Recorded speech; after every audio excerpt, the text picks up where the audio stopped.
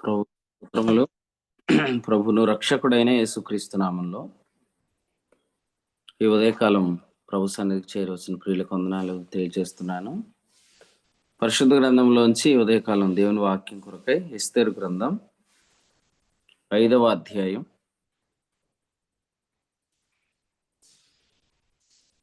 ఎస్తేరు గ్రంథం 5వ అధ్యాయంలో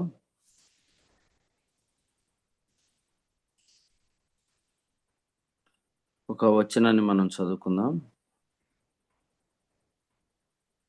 13వ వచనం చదువుదాం. అయితే యూదుడైన మొర్దెకై రాజు గుమ్మమున కూర్చునియుండుట నేను చూసినంత కాలము ఆ పదవి అంతటి వలన నాకు ప్రయోజనమేమీ లేదని అతడు చెప్పగా, అతని భార్య అయిన ప్రభునందు ప్రియులారే, ఈ అధ్యాయంలో మనము ఎస్తేరు రాజు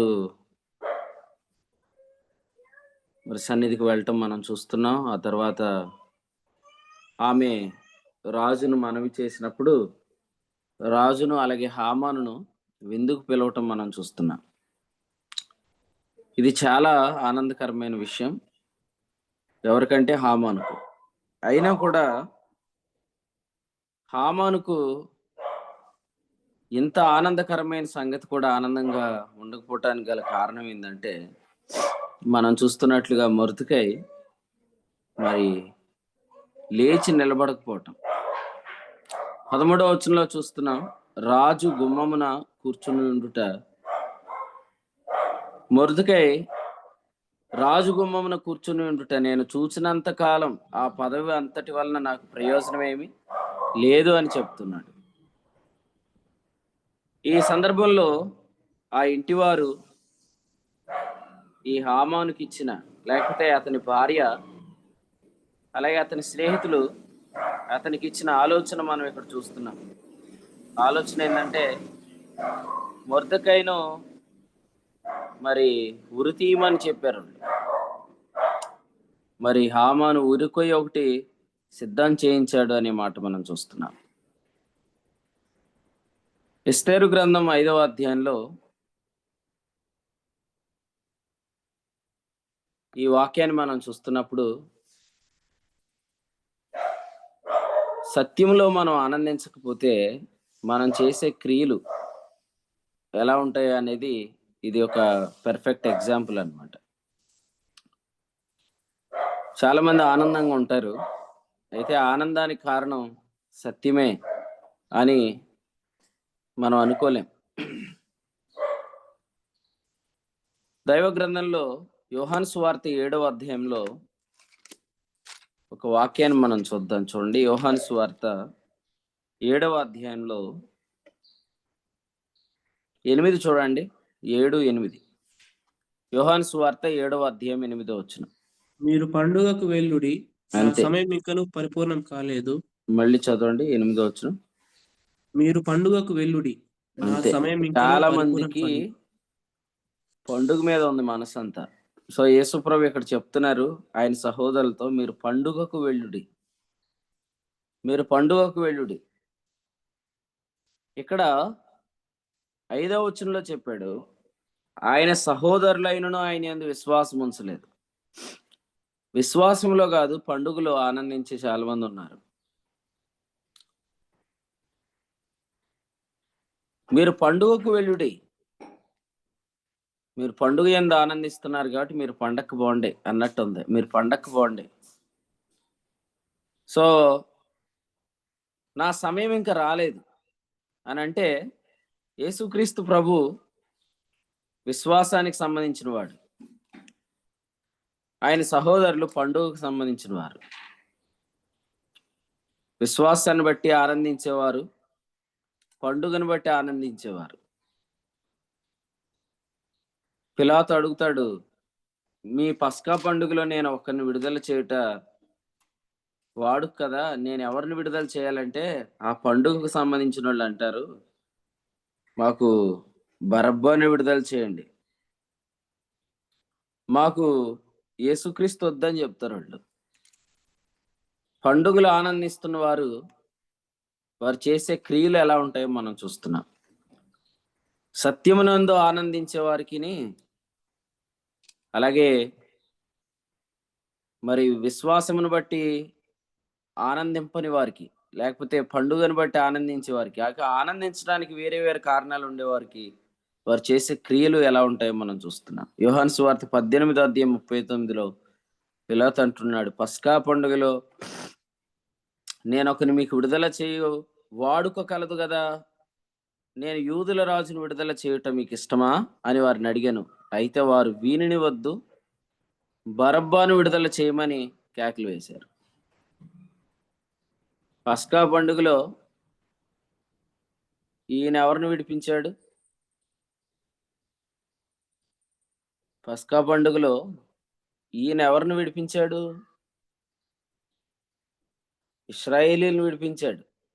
ఇప్పుడు ఆ ఇశ్రాయేలీయులు ఆయన్ని అంటున్నారు, ఈయన విడిపించొద్దు అంటున్నారు. నిర్గమకాండం 12వ అధ్యాయము పస్కా పండుగ అంటేనే ఇశ్రాయేలీయులకు విడుదల. క్రీస్తు పూర్వం 4000 సంవత్సరాల క్రితం ఆదాం మొదలుకొని పాత నిబంధన గ్రంథం మనం చూస్తున్నప్పుడు అందులో మోషే ఆదికాండం రాశాడు.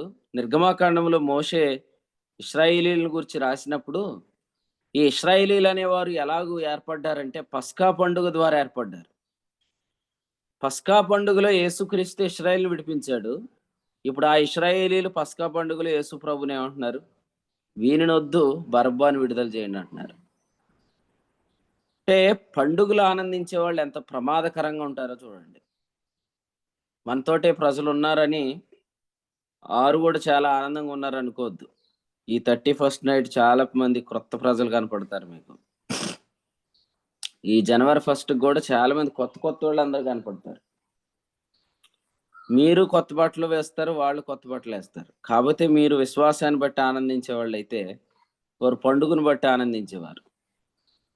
ఈ పండుగలో ఆనందించే వాళ్ళు హామాను వలె వాళ్ళు ఆ ఆనందం కొరకు వాళ్ళు ఏదైనా ఆనందాన్ని బట్టి వారు ఏదైనా చేస్తారు.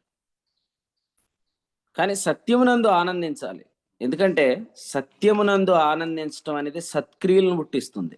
కొరింథీయులకు రాసిన మొదటి పత్రికలో 13వ అధ్యాయంలో 6వ వచనం చూడండి. సత్యమునందు సంతోషించును అని చెప్పాడు కదా. 13వ అధ్యాయం 6వ వచనం సత్యమునందు సంతోషించును అనంది కదా. ఈ సత్యమునందు సంతోషించేది ఏమిటి అంటే ఈ అధ్యాయంలో ప్రేమ అని మనం చూస్తాం. ఇదే హెబ్రీ 10:24 ఏముంటుంది? ప్రేమ కలిగి సత్క్రియలు చేయటం అని ఉంటుంది. కాబట్టి ప్రేమ అనేది సత్కార్యాలు జరిగిస్తుంది. కారణం ఏంటంటే ప్రేమ అనేది సత్యమునందు ఆనందిస్తుంది. సత్యానందం సత్క్రియలు జరిగిస్తుంది. సత్యములో ఆనందించేవారు సత్క్రియలు చేస్తారు. నేను చాలా ఆనందంగా ఉన్నాను. ఎందుకు అని అంటే లూకాసు సువార్తలో ఇలా చెప్తున్నాడు. నేను చాలా సంతోషంగా ఉన్నాను. ఎందుకంటే లూకాసు సువార్తలో ఇలా చెప్తున్నాడు. లూకాసు సువార్త 10వ అధ్యాయం 21వ వచనంలో నేను చాలా ఆనందంగా ఉన్నాను. కారణం ఏంటంటే సంగతులు బయలుపడుతున్నాయి. ఇది సత్యమునందు ఆనందించటం. నేను చాలా ఆనందంగా ఉన్నాను. ఎందుకంటే అపోస్తల కార్యాల గ్రంథం 11వ అధ్యాయం 23వ వచనం అతడు వచ్చి దేవుని కృపను చూచి సంతోషించి. నేను చాలా ఆనందించడానికి గల కారణం ఏంటంటే బయలుపరచబడుతున్న సంగతులు. నేను చాలా ఆనందించడానికి గల కారణం ఏంటంటే ఆ సంగతుల ద్వారా జరుగుతున్న కార్యాలు. బర్నబా అంతియోకేకు వచ్చాడు. అక్కడ కృపను చూశాడు. అతడు బహుగా సంతోషించాడు. ఒకప్పుడు దేవుడు అప్పగించిన సంగతులు ఈరోజు కార్యాలు అయినప్పుడు మనం చాలా ఆనందిస్తాం. సంగతులు ఇప్పుడు కార్యాలైనవి. ఫిబ్రవరిలో ప్రారంభించిన బైబిల్ తరగతి గత రాత్రి అది ఒక మందిరం నిర్మించబడటానికి, ఆ మందిరము ఓపెన్ చేయబడటానికి రాత్రి ఒక ఘనమైన సభ అందులో జరగటానికి కారణమైంది. వాటిని చూసినప్పుడు మనకు కలిగే ఆనందం, అది సత్యమునందు ఆనందించటం. బర్నబాని వారు పిలిచినప్పుడు అంతియోక్యకు వచ్చి దేవుని కృపను చూసి సంతోషించి, ఆ సంతోషంతో, ఆ ఆనందంతో ఒక మాట చెప్పాడు. ఏమనంటే, ప్రభువును స్థిర హృదయంతో హత్తుకోండి అని హెచ్చరించాడు. ఆనందంలో మాట్లాడే మాటలు, ఆనందంలో చేసే క్రియలు సంఘానికి చాలా క్షేమం కలిగిస్తాయి. ఫర్ ఎగ్జాంపుల్ ఇక్కడ మనం చూస్తున్నాం, ఈ హెచ్చరిక పుత్రుడు అని పిలువబడుతున్న బర్నబా, వారికి ఇచ్చిన ఈ హెచ్చరికను వారు తీసుకున్నారు. 26లో అంతియోకయలో ఉన్న శిష్యులు మొట్టమొదట క్రైస్తవులు అనబడ్డారు. యెరూషలేములో సంఘం ప్రారంభించబడినప్పటికీ కూడా అంతియోకయలో ఉన్న శిష్యులే క్రైస్తవులు అనబడ్డారు. ఇక్కడ మనం చూస్తున్న కారణం, హెచ్చరిక పుత్రుడైన బర్నబా వారికి ఇచ్చిన హెచ్చరిక ఏంటంటే, ప్రభువును స్థిర హృదయంతో హత్తుకోండి. కొంతమందికి ఆమాన్లాగా తృప్తి లేదు, ఆనందం లేదు. వారు సంఘం మీద మోయలేని భారాలు మోపుతానే ఉన్నారు. కానీ సత్యమునందు ఆనందించేవాడు సంఘము చేయగలిగిన కాడిని మాత్రమే వారి మీద మోపుతున్నాడు. ఇక్కడ గలతీయులకు రాసిన పత్రికలో 2వ అధ్యాయంలో 10వ వచనం చూడండి. గలతీయులకు రాసిన పత్రిక 2వ అధ్యాయం 10వ వచనం. మేము భేదలను జ్ఞాపకం చేసుకొనవలెనని మాత్రమే వారు కోరిరి, అలాగు చేయుటకు నేనును ఆసక్తి కలిగి ఉంటిని. ఎప్పుడైనా కూడా ఆత్మ ద్వారా బోధించేటప్పుడు మనం చెప్పే సంగతులకు అవతల వ్యక్తులు కూడా ఆసక్తిగా ఉంటారు. మనకు దుఃఖం ఉందని, మనకు అసంతృప్తి ఉందని మనం మోయలేని కాడిని వారి మీద మోపుతున్నప్పుడు వాళ్ళు అలా సిద్ధంగా ఉండలేరు. కాబట్టి అక్కడే సమస్యలు వస్తాయి. ఇక్కడ చూడండి, అపోస్తుడైన పౌలు యెరూషలేముకు తీతును వెంట పెట్టుకొని వెళ్ళాడు. తనకు దేవుడు అప్పగించిన సువార్తను వారి మధ్యలో విశదపరిచాడు. అప్పుడు వారికి అర్థమైంది, పేతురు, యోహాను, యాకోబుకి ఏమర్థమైందంటే, మనల్ని దేవుడు యూదులకు అపోస్తులుగా ఉండటానికి పిలిచాడు, పౌలును బర్నబాను అన్యజనులకు అపోస్తులుగా ఉండటానికి పిలిచాడని వారు కుడి చేతినిచ్చి, వాళ్ళేదో పైవారిగా, వీళ్ళేదో క్రిందవారిగా, వీళ్ళ మీద మోయలేనిది ఏదో పెట్టలేదు. కానీ వీరిని మాత్రం ఒకటే చెప్పారు, మీరు భేదలను జ్ఞాపకం చేసుకోండి. అంటే అది వాస్తవంగా కావాలని ఒక పెద్దవాడు చిన్నవాడిని ఇరికిచ్చే ప్రయత్నం కాదు. అలాగూ చేయుటకు నేనును ఆసక్తి కలిగి ఉంటున్నాను మనం చూస్తున్నాం. బర్నబా వచ్చాడు, అంతియోక్యకు వచ్చాడు. మీరు ప్రభువుని స్థిర హృదయంతో హత్తుకోండి అన్నాడు. అది వారికి మోయలేని కాడి కాదు.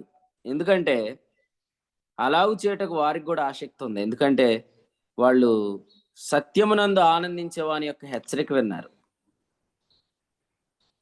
కొంతమందికి అసంతృప్తి, సంఘాలను చూస్తే అసంతృప్తి. ఎందుకంటే ఈ సంఘాల ద్వారా మాకేమీ జరగట్లేదు, వీళ్ళు అది చేయట్లేదు, ఇది చేయట్లేదు అనే అసంతృప్తితో వాళ్ళు ఎప్పుడు చూసినా సంఘంతో మాట్లాడినప్పుడు వారు ఆనందం లేనివారు కాబట్టి, అసంతృప్తితో ఉన్నారు కాబట్టి, వారు మాట్లాడే ప్రతిదీ కూడా వారికి మోయలేని కాడిగా ఉంటుంది. కానీ గుర్తుపెట్టుకోండి, సత్యానందం మాత్రమే సత్క్రియలు జరిగిస్తుంది. సత్యమునందు ఆనందించేవాడు మాత్రమే మంచి మాటలు చెప్తాడు. హామాను చేస్తున్న పని ఏమిటి? హామానుకు వారిచ్చిన ఆలోచన ఏంటి చూడండి. బైబిల్లో ఇటువంటి ఆలోచన చెప్పే స్నేహితులు చాలా మంది ఉన్నారు. మీకు తెలుసు కదా, దావీదు కుమారుడికి ఆలోచన చెప్పిన వాడు ఎవడు చెప్పండి? దావీదు కుమారుడు యవ్వనస్తులు.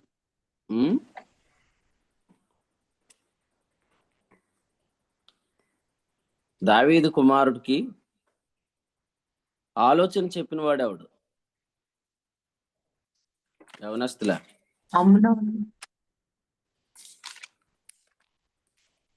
అమ్నోను మోహపు చూపు గలవాడు. వాడి స్నేహితుడి పేరేంటి? వాడు బహు కపటం గలవాడు అని రాశాడు కదా. ఉమ్, అహితోపేలు. అహితోపేల్ అండి. అహితోపేలు కాదండి. అహితోపేలు కాదు.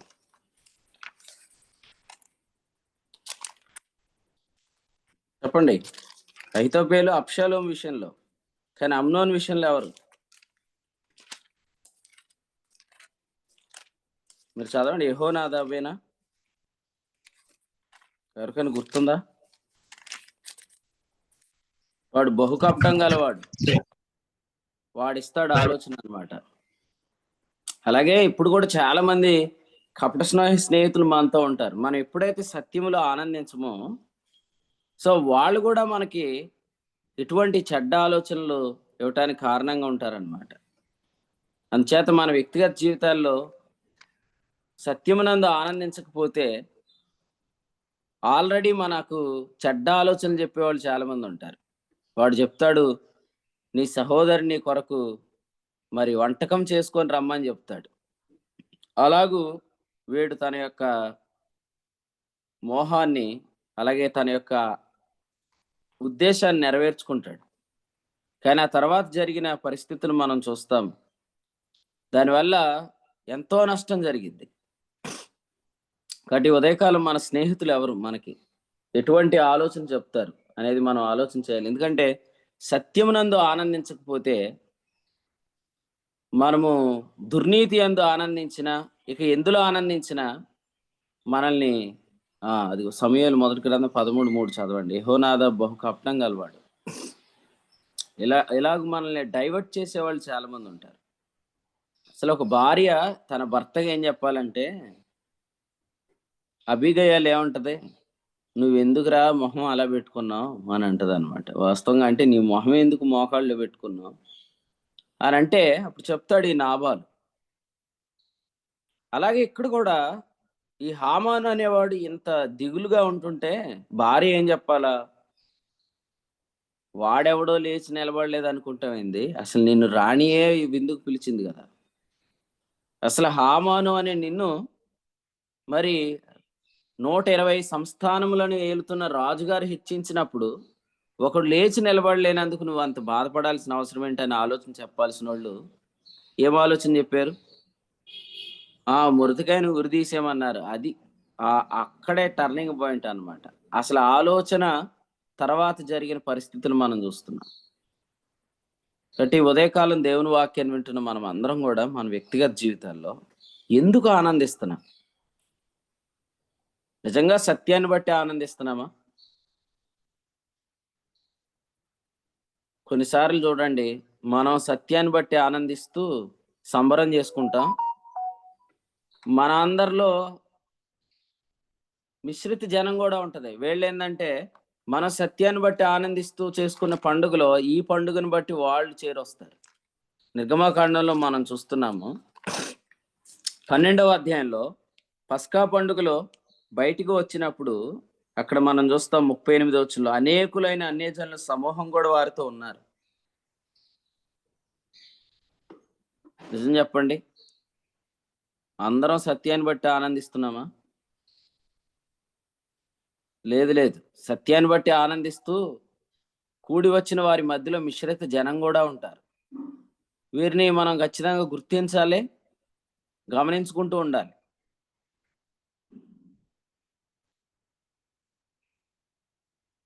కొన్నిసార్లు అడగాలి, ఏమనంటే మీరేం చూడవెళ్ళిత్రి అని అడగాలి.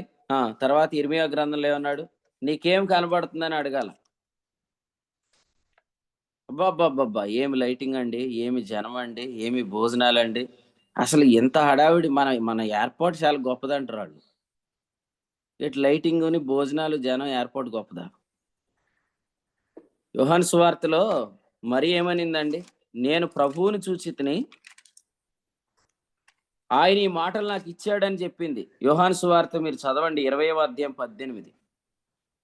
అలా లేరు ప్రజలు ఇప్పుడు. శ్యాంబాబు గారికి సత్యం అర్థమైంది, వాక్యంలో ఆనందిస్తున్నాడు, ఒక సత్క్రియ చేశాడు. వాక్యాన్ని ప్రేమించే వాళ్ళందరూ అక్కడ చేరి వచ్చారు. సత్యం నందు ఆనందించేవారు వచ్చారు. వాళ్ళే వస్తారా? మిశ్రిత జనం కూడా వస్తారు. ఈ మిశ్రిత జనం ఎవరంటే వాక్యాన్ని బట్టి ఆనందించడానికి వచ్చిన అందరినీ చూసి ఆనందించేవాళ్ళు అనమాట. ఇంత జనం, ఎంత జనం, ఎంత జనమో అనుకుంటారు. ఎన్ని ఐటెంలు వేసారండి భోజనం.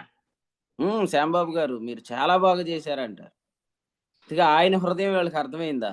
అర్థమే అవ్వలేదు. వారితో చాలా ప్రమాదం. మిశ్రిత జనం మధ్యలో ఉన్న మనలో మిశ్రిత జనం ఉంటారు. అందుచేత వీటిని గమనించుకుంటూ ఉండాలి. రేపొద్దుట ఏం జరుగుతుందంటే ఈ జనాన్ని చూసి వాళ్ళకి వేరొక ఆత్మ వచ్చేసిద్ది అనమాట. ఇప్పుడు చూడండి, మనం ఒక పనిలో ఉంటే కొంతమంది ఇంకో పనిలో ఉంటారు. ఇంత జనం చూసిన వాళ్ళకి ఎవరికైనా ఏమనిపిస్తుంది? వీళ్ళందరిని వాడేసుకుంటే ఎలా ఉంటుంది అనిపిస్తుంది. అంతే, మొదలెడతారు ఇక వ్యాపారం. వాళ్ళ మీదే వ్యాపారం మొదలెట్టారంటే మనకే దివాళా తీస్తారు ఈ మిశ్రిత జనం. అందుచేత జాగ్రత్తగా ఉండాలి. వీళ్ళే మాట్లాడేసుకుంటారు. మీ అబ్బాయిని నాకు ఇస్తావా, మీ అమ్మాయిని నీకు ఇస్తానంటారు. అయిపోయింది ఇక మన పని. మనకి తాలింపులు వేసే టైంకి మనకు తెలుస్తుంది, మనకి మీద పొగ వదులుతారు. అంతే, దట్టమైన పొగ మనల్ని చుట్టుకుంటది వాయుమండలం. అందుకని జాగ్రత్తగా ఉండాలి. వీళ్ళందరినీ మీరు గమనించుకోలేదు అనుకోండి, రేపొద్దుట మీరు చాలా బాధపడతారు. ఎందుకంటే వాస్తవంగా అడగాలి కూడా. వాస్తవంగా మనం అడగాలి కూడా. ఏమని అడగాలంటే, అసలు నీకేం కనబడుతుంది? యేసుప్రభు అడిగారు. మీరు అరణ్యంలో ఆ ఒకని శబ్దం వినటానికి వెళ్ళారు కదా, మీరు గాలి కదులుచున్న రెల్లును చూడడానికి వెళ్ళారా అని అడుగుతాడు యేసుప్రభు. ఇర్మియా గ్రంథంలో అంటాడు, నీకేమి కనబడుచున్నది అంటాడు. కాబట్టి అసలు మీరు ప్రభు సన్నిధికి వచ్చారు కదా, మీకేం కనపడుతుందని భార్య భర్తను అడుగుతుందా? భర్త భార్యను అడుగుతున్నాడా? పిల్లల్ని అడుగుతున్నారా? పిల్లలు కూడా ప్రమాదకరంగానే ఉంటారు కొన్నిసార్లు. ఎందుకంటే మనమందరం కూడి వస్తే మన పిల్లలందరూ అక్కడ వేరే ప్రోగ్రాం పెడతారు. వీళ్ళు వెళ్ళి ఈ సంసోన్ లాగా 2 నక్కలు తోకలు కలిపి దానికి దివిటీలు వెలిగించి పొలాల్లో వదిలేస్తారనమాట. అప్పుడు తగలబడిపోతే మనకు అయిపోయిద్ది అనమాట. అందుచేత గుర్తుపెట్టుకోవాలి, మన పిల్లలు ఎక్కడున్నారో కూడా చూసుకుంటూ ఉండాలి. వచ్చిన ఉద్దేశం ఏంటి? జరుగుతున్న కార్యాలేంటి? మరి పస్కా పండుగలో ఎంతో మంది విడుదల పొందారు. వారితో పాటు అన్యజనుల సమూహాలు, మరి మిశ్రిత జనం కూడా బయటకు వచ్చింది.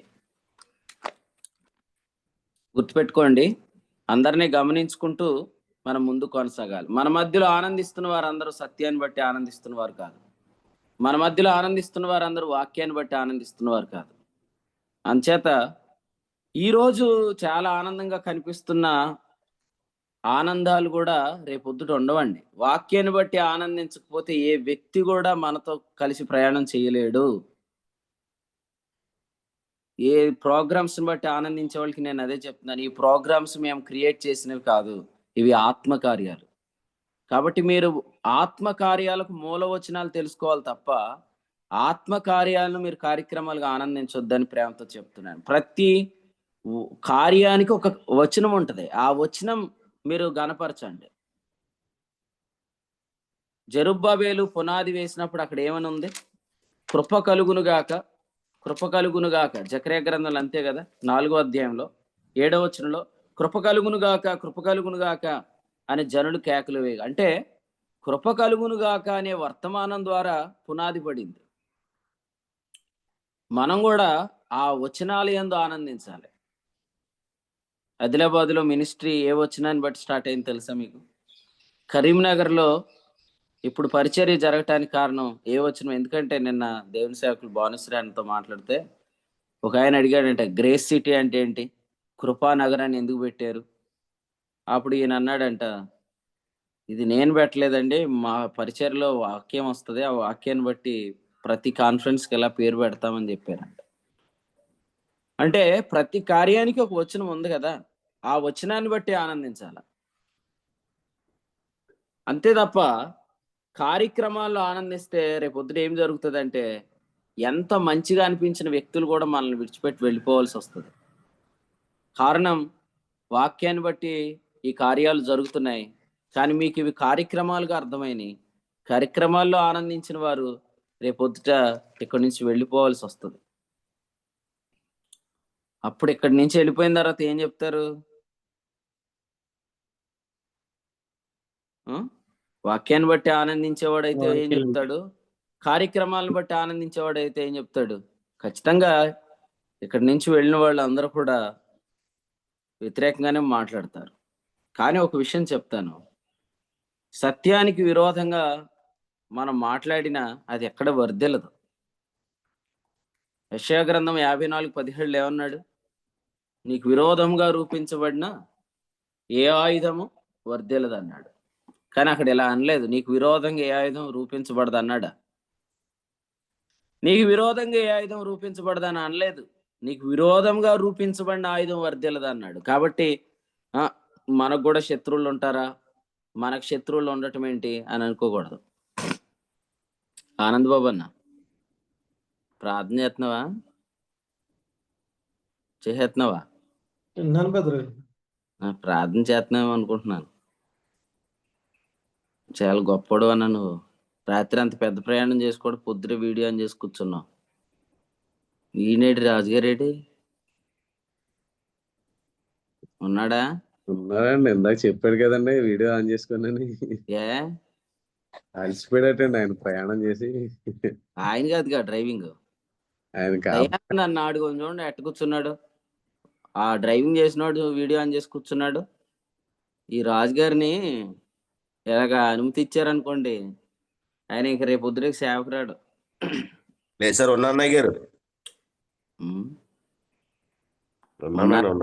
ఉన్నానంటే అది మీ ఎవరో ఈ టీం లీడర్ జకరియా గారే ఆన్ చేసుకున్నాడు వీడియో. టీం మెంబర్ మీరు ఆన్ చేసుకోలేదు. కాళ్ళు మాటలు వచ్చేస్తున్నాయి అన్న, అందుకని. ఆహా, రామి అన్నావా మీ పాస్టర్ గారి మాట? అది హితవత్సర కూడికి పెట్టి నువ్వు ఈయనకి అందులో మొత్తం నుంచి విడుదల కలగల జనవరి 3న. ఈ నెల అంతా ఖాళీ లేదండి, ఆయన పడుకోనియండి. బొజ్జో బాబు వినండి వాక్యం. మనం కలిసి ప్రభు వచ్చే దినం వరకు ప్రయాణం చేయాలంటే ఫిలిప్పీలకు రాసిన పత్రికలో పౌలు గారు ఫిలిప్పీ సంఘం గురించి చెప్తున్నాడు. మొదటి అధ్యాయం 3వ వచనం. మొదటి దినము నుండి మీరు నాతో ఉన్నారు, యేసుక్రీస్తు దినం వరకు ఉండాలి అంటున్నాడు. మొదటి దినం నుంచి మీరు నాతో ఉన్నారు. నాతో ఉండి ఏం చేశారు? నాతో ఉండి మీరు విశ్వాసపక్షంగా పోరాడారు. ఇక్కడ చెప్తున్నాడు 27వ వచనంలో మీరు బెదరలేదు అన్నాడు. మీరు నాతో ఉన్నారు, పోరాడారు, బెదరలేదు అన్నాడు. యేసుక్రీస్తు దినం వరకు ఉండాలన్నాడు. ఉండగలరా? ఉంటారు. అందుకనే వారికి ఏం చెప్పాడంటే 4వ అధ్యాయం 4వ వచనంలో ఎల్లప్పుడూ ప్రభునందు ఆనందించండి. ఎల్లప్పుడూ ప్రభునందు ఆనందించండి. ప్రభువు నందే. మమ్మల్ని తప్పుగా అర్థం చేసుకోవద్దు. మా యొద్ద ఏమీ లేవు, మాకు కలిగింది మీకు ఇచ్చుచున్నాం. నజరేయుడైన యేసుక్రీస్తు నామమున నీవు నడువుమని అపోస్తల కార్యాలు 3వ అధ్యాయంలో చెప్పాడు. డబ్బులు ఇచ్చి, బట్టలు ఇచ్చి, భోజనాలు పెట్టి ఆకర్షించే పరిచర్య కాదు. మీరెవరు అలాంటి సేవ చేయకండి. ఎందుకంటే ఆ తర్వాత ప్రజలు వాటిని బట్టే కొనసాగుతారు. యేసు ప్రభు దగ్గర యోహాను సువార్త 6వ అధ్యాయంలో బోధకుడా నువ్వు ఎక్కడికి వెళ్ళిపోయావు అని ఎగ్జైట్ గా అడిగితే ప్రభు అన్నాడు, ఎరా రొట్టెల కోసం వచ్చారా అన్నాడు. యోహాను సువార్త 6వ అధ్యాయం మీరు చదవండి, 26వ వచనంలో మీరు సూచనలను చూచటం వల్ల కాదు, రొట్టెలు భుజించి తృప్తి పొందటం వల్లే నన్ను వెతకుతున్నారు అని అనగానే ఎవరైనా కాదు సార్ మేము వాకింగ్ కోసం వచ్చామంటారు కదా. కానీ వాళ్ళు నిజంగా ఒప్పుకున్నారు, అవును రొట్టెల కోసం వచ్చాం. మోషే మరి వారికి ఆహారం పెట్టాడుగా, నువ్వు మాకేం పెడతావు అన్నారు వీళ్ళు. కానీ మన వాళ్ళు అయితే కవరింగ్ చేస్తారు, లేదండి మేము అక్షయ ఆహారం కొరకు వచ్చాం, నిత్య జీవం లేఖనాల కోసం వచ్చామని చెప్తారు. కానీ వీళ్ళు ఒప్పుకున్నారు, అవును మేము రొట్టెల కోసమే వచ్చాం. ఎలా వచ్చారు వీళ్ళు రొట్టెల కోసం? 6వ అధ్యాయం 22 నుండి మనం చదివితే వారు సముద్రపు అద్దరికి వచ్చారు, అక్కడ దోణెలు లేదు, యేసుప్రభు అక్కడ లేడు అని అనగానే ఎవరికి వాళ్ళు ఆయన వెతుకుచు దోణులు వేసుకొని వచ్చేసారు. 24 అంటే ఇప్పుడు భాషలో సుమోలు వేసుకొని వచ్చేసారు అనమాట. ఇప్పుడు భాషలో సుమోలు వేసుకొని ఎలా వచ్చారు, అప్పుడు దోణులు అంటే మరి ఇప్పుడు సుమోలే. దోణులు వేసుకొని వచ్చేసారు. ఏంట్రా సుమోలు వేసుకొని వచ్చేసారంటే రొట్టెల కోసం వచ్చేసారు, వాకింగ్ కోసం కాదు. కొంతమంది రొట్టెలేసి పాడు చేసేస్తున్నారు, కొంతమంది కోతులకు ఆహారం వేయటం చాలా ఇష్టం అన్నమాట. కానీ మీరు కొన్ని చోట్ల బోర్డులు చదివారా? కోతులకు ఆహారం పెట్టొద్దు అని ఉంటది. ఎవరైనా చదివారా ఆ బోర్డు? ఒక అట్టుపోలుగాలు అట్టుకొని వేసేసి ఫేస్బుక్ లో ఫోటోలు దిగేసేవాళ్ళు జాగ్రత్తగా ఉండండి. ఎందుకంటే కోతులకు ఆహారం పెట్టొద్దని కూడా బోర్డులు ఉంటాయి, చూసుకోవాలి. ఎందుకంటే వాటికి ఆహారం పెడితే 2 కోతులకు పెట్టి మూడో కోతికి మీ దగ్గర లేకపోతే అది మిమ్మల్ని చంపేసిద్ది. అందుకనే దానికి ఆహారం పెట్టొద్దని బోర్డులు పెట్టారు చాలా చోట్ల. కొంతమందిని మనం ఎలా పాడు చేసేస్తున్నామంటే, మీరు రండి, మేము అది ఇస్తాం, ఇది ఇస్తాం, అది ఇస్తాం. ఎంతకాలం ఇస్తావు? అసలు మొదటి రోజునే అపోస్తల కార్యాలు 3వ అధ్యాయంలో ఏమన్నాడంటే క్లియర్గా చెప్పాడు, మా తట్టు తేరు చూస్తున్నావు కదా, మా యొద్ద ఏదో ఉందని లక్ష్య పెడుతున్నావు కదా, మా దగ్గర వెండి బంగారం లేవు, అయినా వెండి బంగారాలు చేయలేని గొప్ప కార్యాలు మేము చేస్తాం, మా దగ్గరికి వస్తావని చెప్పాలి. వాస్తవం మనం చెప్పాల్సింది ఏంటంటే, వెండి బంగారములు మా యొద్ద లేవు కానీ మాకు కలిగిందే నీకు ఇచ్చుతున్నామనే మాట మనం చూస్తున్నాం. నిజంగా వెండి బంగారాలు చేయలేని పని అది. ఏ పని? అతడు లేచాడు, నిలిచాడు, దేవాలయంలోనికి వెళ్ళాడు, గంతులు వేశాడు, దేవుని స్తుతించాడండి. వెండిస్తే బంగారం ఇస్తే జరుగుతుందా? మన ద్వారా అన్ని గొప్ప కార్యాలు జరుగుతాయి. ఎంత గొప్ప కార్యాలు చేయగలిగి మనం కూడా ప్రజలను చుట్టూ పెట్టుకోవడానికి ఏదేదో ఆఫర్స్. ఆశీష్ వస్తావా? ఒక అరగంట ప్రసంగం ఉంటది నీకు. జకరియా అన్న మీరు వాక్యం మాట్లాడాలన్నా, ఈయన మానేస్తాడని తెలిసినప్పుడు జకరియా గారికి ఫోన్ చేసి, జకరియా అన్న మీరు వాక్యం మాట్లాడాలన్నా, మీ వర్తమానం మేము కోరుకుంటున్నాం అంటే జకరియా గారు వస్తారని. అలా కొంతమంది ప్రజల్ని వెంటబెట్టి తిరుగుతున్నారు. కానీ అసలు ఇప్పటి నుంచే మనం అందరికి నేర్పించాలి ఏమనంటే, సత్యమునందు ఆనందించటం. జకరియా గారు అలాంటోడు కాదండి, ఊరికి సరదాగా ఎగ్జాంపుల్ చెప్పానంతే. ఆశీష్ కూడా అలాంటోడు కాదు. సత్యమునందు కష్టపడటం మొదటి నుంచే నేర్పిస్తా ఉంటే, అప్పుడు ఆ తర్వాత వాళ్ళు అది లేదు, ఇది లేదు, ఇది లేదు, అది లేదని సణుక్కోరు. మళ్ళీ విడిచిపెట్టి ఎవరు వెళ్ళిపోరు. యేసుప్రభుతో వీళ్ళు మాట్లాడుతున్నప్పుడు యేసుప్రభు అన్నారు, మీరు సూచనలు చూడటం వల్ల కాదు. అసలు వాస్తవం వాళ్ళు చూడాల్సిన సూచన ఏంటంటే, మార్క్స్ వార్తలు యేసుప్రభు చెప్పారు, మీరు ఆ 5,000 మందికి రొట్టెలు పంచినప్పుడు ఎన్ని గంపలు మిగిలాయి అన్నాడు. అంటే యేసుప్రభు కార్యం చేశాడంటే అందులో సూచక్రియలు ఉన్నాయి. ఆ సూచక్రియలు వీరు చూడట్లేదు. వాస్తవంగా ఎన్ని గంపలు మిగిలాయి అంటే వారు ఎన్ని అన్నారు? మార్క్స్ వార్త 8, 19, 12 అన్నారు. తర్వాత మనం 4,000 మందికి పంచినప్పుడు 7 అన్నారు. 12 7 అంటే 84 అని అర్థం. 84 అంటే కృప అని మనం అంతకుముందు కూడా ధ్యానం చేశాం కదా. లూకాసు వార్త 2వ అధ్యాయంలో గ్రేస్ అని అర్థం ఇచ్చి హన్నా వయసు ఎంత? 84 అంటే గ్రేస్. అంటే ప్రభు చేసే కార్యాల్లో కృపను వారు కనుగొనాలని ప్రభు కోరుకుంటున్నాడు. కృపను కనుగొంటే ఏం జరిగింది తెలుసా? అంతా మిగిలే. కృపను గాని మనం కనుగొనటం అర్థమైతే మనకంతా మిగిలే ఉంటది తప్ప తగులు ఉండదు. వీళ్ళు ఏదో మిగులున్నట్లుగా యేసు ప్రభుని వెంబడిస్తున్నారు కానీ ప్రభు వారి విషయంలో చాలా జాలి పడుతున్నాడు. ఎక్కిరిస్తున్నాడు అనుకోవద్దు. రొట్టెల కోసం వస్తే రొట్టెత్తే ఏమైపోయిద్దిరా అంటాడు ఇంకొకడు. అట్లా కాదు కదా, వాళ్ళని అలాగూ పాడు చేయట్లేదు ప్రభు. వాళ్ళు క్లియర్గా చెప్తున్నాడు ఏమనంటే, మీరు సూచనలు చూడట్లేదయ్యా, సూచనలు చూసుంటే 84 మీకు అర్థమైతే, నా గిన్నె నిండి పొర్లుచున్నదనే అనుభవం మీకు కలిగితే, ఇంకా నన్ను వెంబడించడం కాదు, మీరు ఏ మనిషిని వెంబడించరు. దేని కొరకు? రొట్టెల కొరకు. సో అదే అన్నమాట. సో ప్రభు మన పట్ల ఎంత కృప చూపిస్తున్నాడో అర్థం చేసుకోండి. ఒకప్పుడు ఏది దొరుకుతుందా, ఏది పట్టుకెళ్ళిపోదామా అనుకునే ధనాపేక్ష పరులమైన మనల్ని ఈరోజు మీరే వారికి భోజనం పెట్టండి. యోహాను సువార్త 6వ అధ్యాయంలో యేసుప్రభు అన్నారు శిష్యులతో, మీరే వారికి భోజనం పెట్టండి. మార్క్స్ వార్త 6వ అధ్యాయంలో కూడా ఈ మంచి మాట ఉంది. వారిని పంపేద్దామా అంటారు వీళ్ళు. 36వ వచనం ప్రభు ఏమంటాడు? మీరు వారికి భోజనం పెట్టండి. 37వ వచనం కదా. కొంతమంది చాలా యుక్తిగా ఆలోచన చేస్తారు, కానీ ప్రభు అంటున్నాడు, ఆశీష్ మీరు వారికి భోజనం పెట్టండి. పెట్టగలరు కూడా, దేవుడు మీ చేతులను అలా బలపరుస్తాడు. చేయగలరు కూడా, దేవుడు మిమ్మల్ని అలా బలపరుస్తాడు. నన్ను మిమ్మల్ని బలపరుస్తాడు. కొరింథీ 2వ పత్రిక 12వ అధ్యాయం 9 నుంచి మాట్లాడుతున్నాడు. నా కృప నీకు చాలును, బలహీనత యందు నా కృప నీ యందు సంపూర్ణమవుతుందని చెప్తున్నాడు. కాబట్టి ఫైనల్లీ ఈ వాక్యాన్ని వింటున్న మనం అందరం కూడా ఎందులో ఆనందిస్తున్నాం అనేది చాలా ప్రాముఖ్యమైనది. వాక్యములో ఆనందిస్తే చాలా తృప్తిగా ఉంటాం. అది కాకుండా ఎందులో ఆనందించినా ఏదో ఒక లోటు ఉంటుంది. ఈ లోటును బట్టి మనం చేసే క్రియలు ఏం బాగోవండి. అసలు మొర్దెకైని చంపేస్తున్నాడు కదా, చంపేయాలనుకున్నాడు కదా.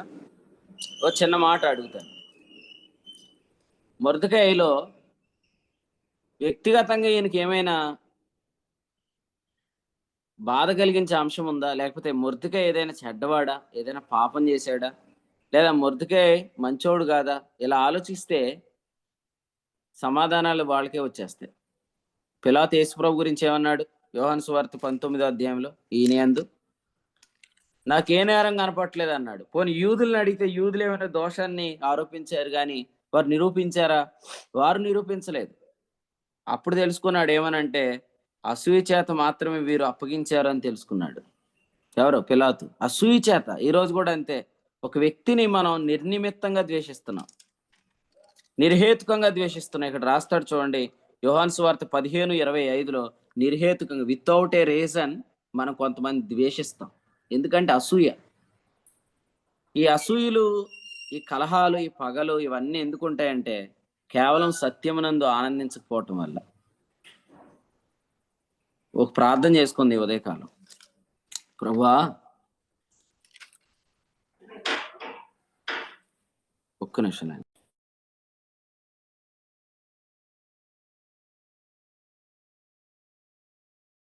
సో చాలా మంది సత్యములో ఆనందించకపోవటం వల్ల, చేసే పనుల వల్ల మనం కూడా ప్రార్థన చేయాలి. ప్రభువా, ఇదిగో నేను సత్యంలో ఆనందించకపోవటం వల్ల, ఇటు నేను నీకు ఇష్టం కాని పని ఏది చేయకూడదు, ఆయాస్కరమైనది ఏది చేయకూడదు అని మనం ప్రార్థన చేయాలి. ఎందుకంటే పిలాతు భార్యే ఆమె లెటర్ రాసి ఇచ్చింది. ఏమని? ఆ నీతిమంతుని జోలికి పోవద్దని ఇచ్చింది. కానీ కంట్రోల్ అయ్యాడా?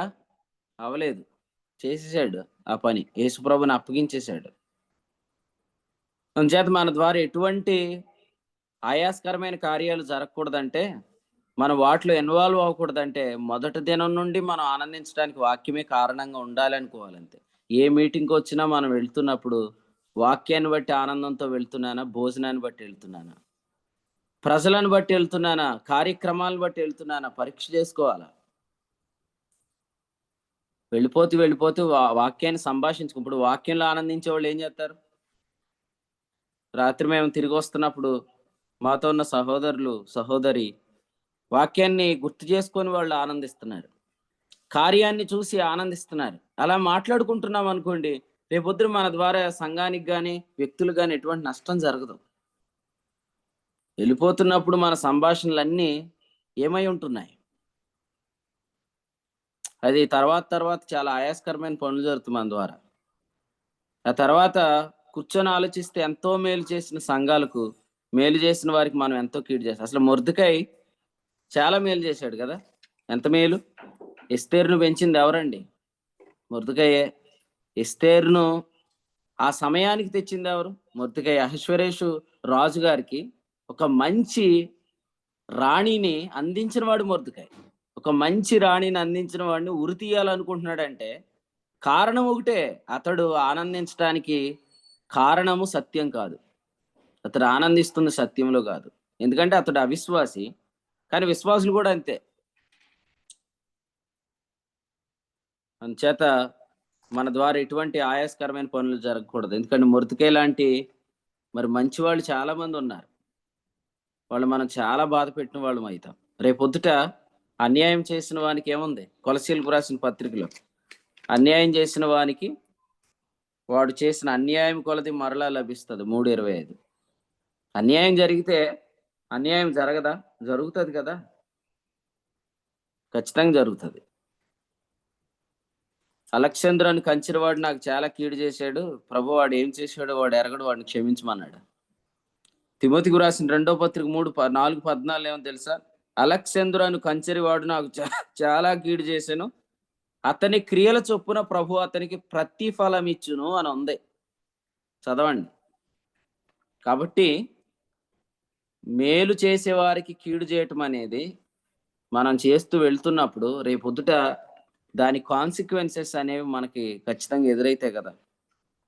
అన్యాయం చేసిన వాడికి అన్యాయము, అలెగ్జాంద్రు అనే వాడికి తగిన ప్రతిఫలం ఉంది. మొర్దెకై మంచివాడు, యేసు ప్రభు మంచివాడు. అయినా పిలాతు ద్వారా, హామాను ద్వారా వారిద్దరు కూడా ఇస్కరియోతు యోధ ద్వారా యేసుక్రీస్తు ప్రభు కూడా అమ్మివేయబడ్డాడు. యోసేపు కూడా అంతే కదండి. అసలు యోసేపు మీద ఎందుకు పగబట్టారు? మీరు చదివితే అక్కడ ఏమన్నా ఉంటుందంటే, యోసేపు కనిన కలను బట్టి మీకు పగబట్టారని ఉంది. యోసేపును తన తండ్రి ప్రేమించడానికి, ఇప్పుడు డాడీ నన్ను బాగా ప్రేమిస్తే దానికి మీరు పగబట్టడం ఎందుకు? దేవుడు నాకు కలలిస్తే దానికి నువ్వు పగబట్టడం ఎందుకు? అంటే ఈ నిర్హేతుకంగా ద్వేషించే వాళ్ళు చాలా మంది ఉంటారు. అయినా సహించండి. కారణం ఏంటంటే, అన్యాయం చేయవాడు తాను చేసిన అన్యాయం కొలది అతనికి మరల లభిస్తుంది. అలెగ్జాండర్ అని వాడు చాలా కీడు చేస్తున్నాడు. ప్రభు అతని క్రియల చొప్పున ప్రతిఫలం ఇస్తాడు. ఒకసారి వెనక్కి తిరిగి చూడండి. ఈ పరిచర్యలో ఎంతో కీడు చేసిన వాళ్ళు కూడా ఉన్నారు. ఇప్పుడు జరుగుతున్న పర్యవసానాలు ఎలా ఉన్నాయో ఆలోచించేయండి. అందుచేత జాగ్రత్త కలిగి ఉండండి. ఈ పాటికి కరీంనగర్లో కాన్ఫరెన్స్ అంటే అసలు ముందుండి జరిగించవలసిన తెలంగాణ ప్రియులు చాలా మంది దెబ్బతిన్నారు. కారణం ఏంటంటే ఇందులో చేతులు ఎట్టారు అంతే. కాబట్టి ఎప్పుడైనా కూడా గుర్తుపెట్టుకోండి, సత్యములో ఆనందించకపోతే ఆ తర్వాత నువ్వు ఏడవటమే తప్ప ఏముండదు. ఇప్పుడు ఎవడైనా వచ్చి సహాయం చేస్తాడా? ఇప్పుడు ఎవడైనా వచ్చి చక్క పెడతాడా? ఇప్పుడు ఎవడైనా వచ్చి బాగు చేస్తాడు? ఇప్పుడు ఎవడో పట్టించుకోడు. అప్పుడు దుర్గాన్ని నిలబెడతారు, సత్యానికి విరోధంగా అబద్ధాన్ని నిలబెడతారు. ఇప్పుడు ఎవరికి వాళ్ళు వదిలేసి వెళ్ళిపోతున్నారు. ఇప్పుడు ఎవడు చక్క పెడతాడు? ఎవడు బాగు చేస్తాడు? ఎవడు పట్టించుకోడు. అందుచేత ఎవరినో చూసుకొని ఏదో చేద్దామని ప్రయత్నం చేయొద్దు. ఈ స్నేహితులు, ఈ భార్య ఖచ్చితంగా ఇతను డైవర్ట్ చేసేసారు. ఈ డైవర్షన్ వల్ల ఏం జరిగింది? ఆ తర్వాత ఏ ఉరికొయ్య అయితే మొరతికాయకి సిద్ధపరిచాడు, అదే ఉరికొయ్య మీద ఇతడు చచ్చాడు. లోకంలో చెప్తాడు సామెత, మనుష్య రీతిగా మాట్లాడుతున్నాను, తాను తీసుకుని గోతిలో వాడే పడ్డాడు. యోసేపు తీసిన గొయ్యి యోసేపుకు పీఠమైంది. యేసుక్రీస్తుకు తీసిన గొయ్యి యేసు ప్రభువుకి పీఠమైంది. యోధ తాను తీసిన గోతిలో వాడే పడ్డాడు. బైబిల్లో ఉంది, నీరు లేని గోతిలో నుండి ఇశ్రాయేలు దేవుడు పైకి లేపుతున్నాడు. నీరు లేని గోతులోంచి యోసేపును దేవుడు పైకి లేపాడు. నీరు లేని గోతులో నుంచి యేసుక్రీస్తుని దేవుడు పైకి లేపాడు. కానీ మరి గొయ్యి తగిలిన వాళ్ళు అందులోనే పడ్డారు. ఇస్కరియోతు యోధ గురించి పిలాతు ఎదురు ప్రభు అన్నాడు, నన్ను నీకు అప్పగించిన వానికి ఎక్కువ పాపం కలదన్నాడు. కాబట్టి ప్రియులారా, ఇలా చెప్పొద్దు పేతురులాగా, నేను నీ కొరకు ప్రాణం పెడతానన్నయ్య, ఈ పరిచర్య కొరకు అవసరమైతే నా ప్రాణాలు అర్పించేస్తానని అనొద్దు. అసలు నువ్వు ఎలా అర్పిస్తావు? వాక్యమే చెప్పట్లేదు నువ్వు. ఈరోజు ప్రభు ఏం మాట్లాడి చెప్పమంటే నాకేం అర్థం కావట్లేదు అన్నట్టే ఉన్నావు. మరి నువ్వు ఎందుకు ఆనందిస్తున్నావు అంటే, ఎందుకు ఆనందించేది ఏముందన్న, ఇందులో అంత యథార్థం ఉందంటే ఎలా యథార్థత నీకు అర్థమవుతుంది వాక్యం అర్థం కాకుండా? కాబట్టి వద్దు, ఇలాంటివన్నీ చెప్పి కాలక్షేపం చేయొద్దు దయచేసి. వాక్యాన్ని బట్టి, బయలుపడుతున్న సంగతులను బట్టి, ఈ రోజు వచ్చిన వర్తమానాన్ని బట్టి, ఆత్మదేవుని నడిపింపును బట్టి, జరుగుతున్న కార్యాలను బట్టి ఆనందించండి. తప్పకుండా మీరు ప్రాకారం కడతారు, తప్పకుండా మీరు పునాది వేస్తారు, తప్పకుండా మీరు మందిరం నిర్మిస్తారు, తప్పకుండా మీరు గుమ్మాలు నిలబెడతారు, తలుపులు నిలబెడతారు, ప్రతిష్ఠిస్తారు, ప్రజలను రప్పిస్తారు, మేలు చేస్తారు.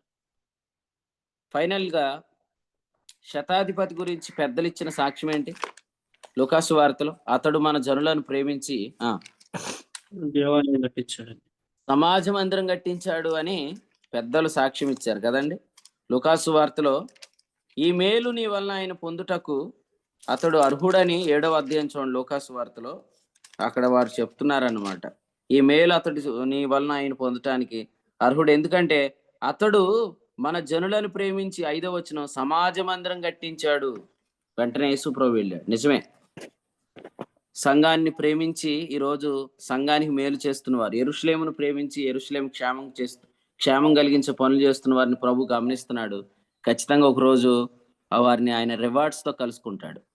హైదరాబాదులో ప్రభు ఇచ్చిన వర్తమానం ఏంటంటే జకరియా 10:1, కడవరి వానకాలమున వర్షము దయచేయమని ప్రార్థించమన్నాడు. నిజంగా ప్రభు మనల్ని ప్రేమిస్తున్నాడు కాబట్టి కడవరి వానతో మనల్ని దర్శిస్తాడు. కడవరి మందిరం నిర్మిస్తే కడవరి వానే, మందిరాన్ని పాడు చేస్తే దేవుడు వాన్ని పాడు చేస్తాడు. అతని ఇల్లు ఏమన్నాడు? అతని ఇల్లు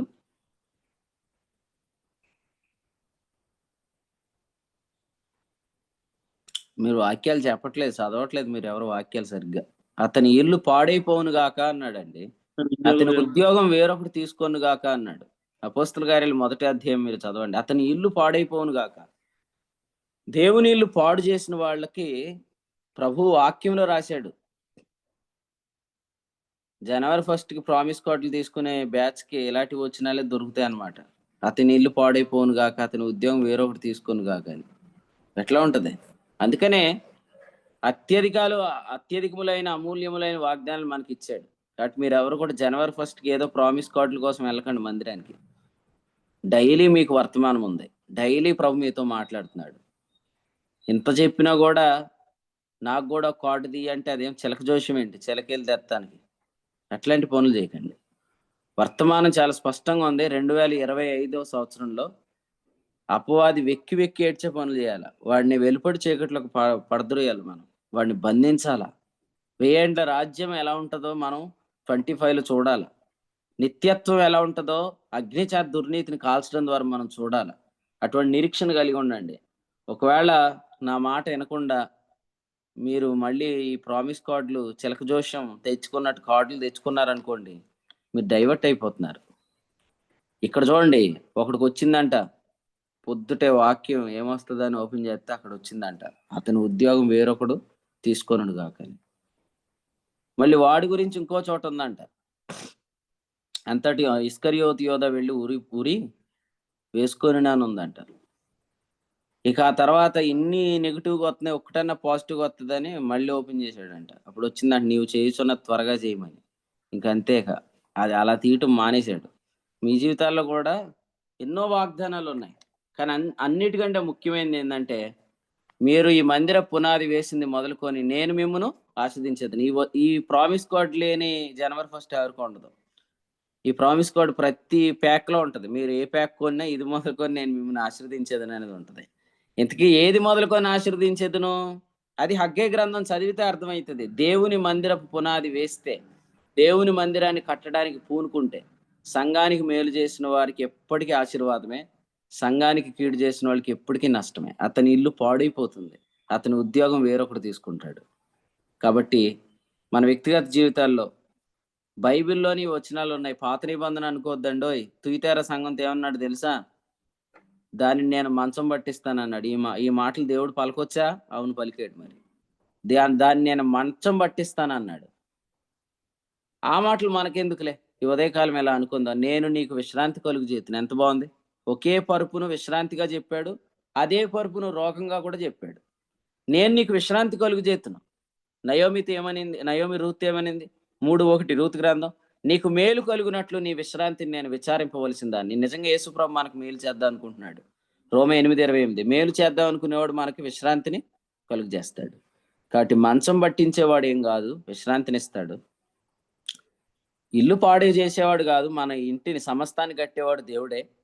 ఉద్యోగాన్ని వేరొకటి తీసుకోవడం కాదు, మనకు కావాల్సిన ఉద్యోగాన్ని కూడా ప్రభు మనకు అప్పగిస్తాడు. నిశ్చయంగా నీ చేతులు కష్టార్జిత నీవు అనుభవిస్తావని చెప్పాడు. ఇవన్నీ జరగాలంటే మీరు మేలు చేయవారిగా ఉండాలని ప్రభుపేట తెలియచేస్తున్నాం. పేతురు పత్రికలో 3:10 ఏముంది? ఆయన ముఖము మేలు చేయవారికి కీడు చేయవారికి విరోధంగా ఉంది, కానీ ఆయన ముఖం ఎవరి వైపు ఉంది? ఆయన చెవులు ఎవరి వైపు ఉన్నాయి? నీతిమంతుల ప్రార్థన మీద ఆయన ముఖం మేలు చేయవారి ఎడలో ఉందండి. కాబట్టి మీరు అందరూ మేలు చేసేవారు కాబట్టి ఎప్పుడు ఆయన ముఖం మీ వైపే ఉంటుంది. కీడు చేసేవారికి ఆయన ముఖం విరోధంగా ఉంటుంది. అందుచేత సాగిపోదాం.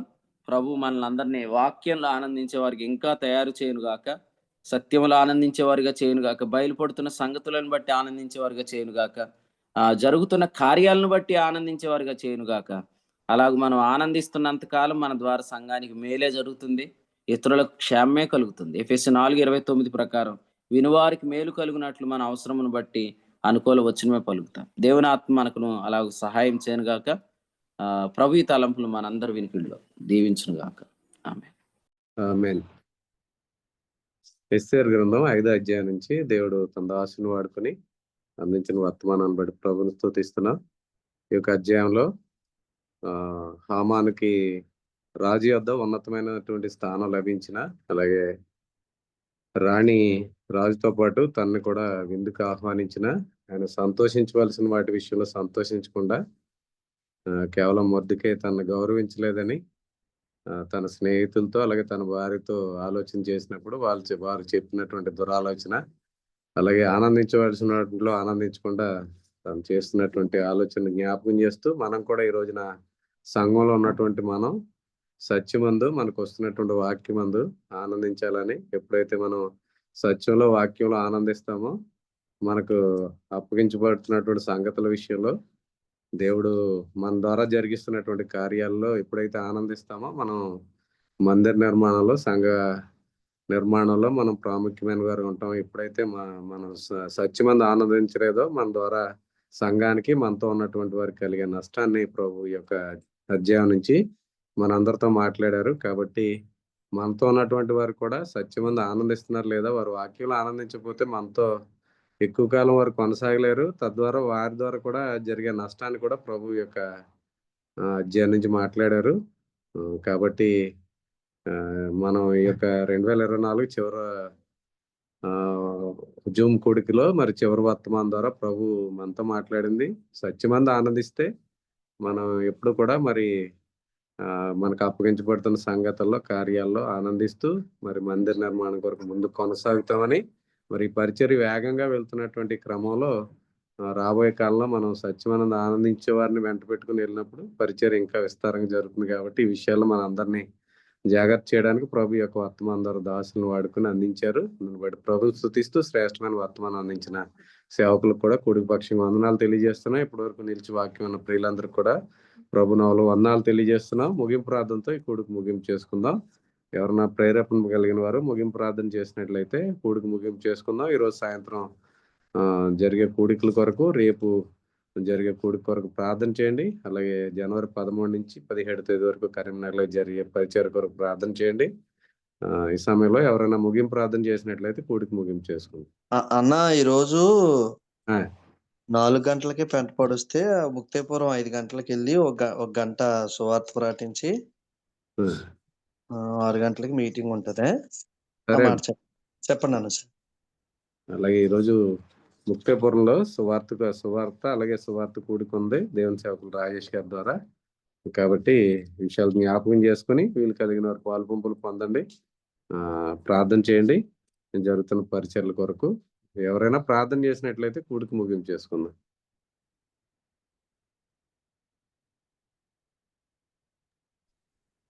ప్రార్థన చేద్దాం. పరిశుద్ధులైన తండ్రి, ప్రేమమేడిన దేవా, మీకు వందనాలు నాయన. మమ్మల్ని ఎంతగానో ప్రేమించినందుకు కృతజ్ఞతలు. మీ కుమారుల్లో మీరు మాకు ఇచ్చిన రక్షణకే స్తోత్రాలు. అనుదినము విశ్వాస వాక్యాన్ని ఇస్తూ, వర్తమాన వాక్యాన్ని ఇస్తూ, వర్తమానాన్ని బట్టి జీవించే జీవంలోనికి, వాస్తవ జీవంలోనికి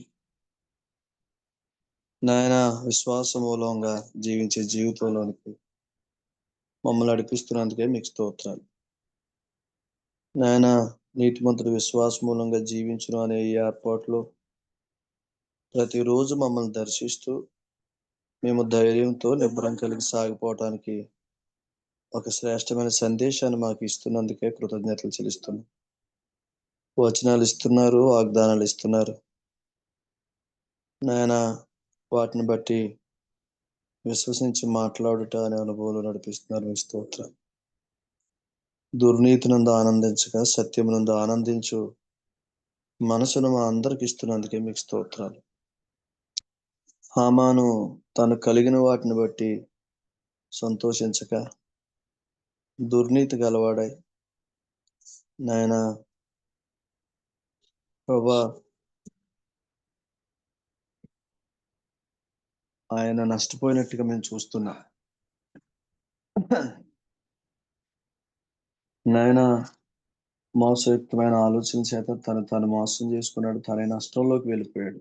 అటు దుర్నీతి మాలో లేకుండా మీరు చేస్తున్నందుకే స్తోత్రాలు. ఇటు దుర్నీతిని అనేక మంది నుంచి దూరం చేయమని వేడుకుంటూ మీకు స్తోత్రాలు చెల్లిస్తున్నాం. ఆయన కార్యక్రమాలలో కాక కార్యాలలో ఆనందించటం నాయన, మాకు వస్తున్న సందేశాన్ని బట్టి మేము ఆనందించటం, ఇతరులను బట్టి కాక మీరు మాకు ఇస్తున్న సందేశాన్ని బట్టి మాత్రమే జీవించటం మాకు నేర్పించండి. మీకు స్తోత్రాలు చెల్లిస్తూ ఉన్నాం. ఏదో ఇందులో ఉన్నాం కదా, ఇది సత్యం కదా అని నేను గుడ్డిగా పైపైన మాట్లాడుతూ సాగిపోవటం కాదు కానీ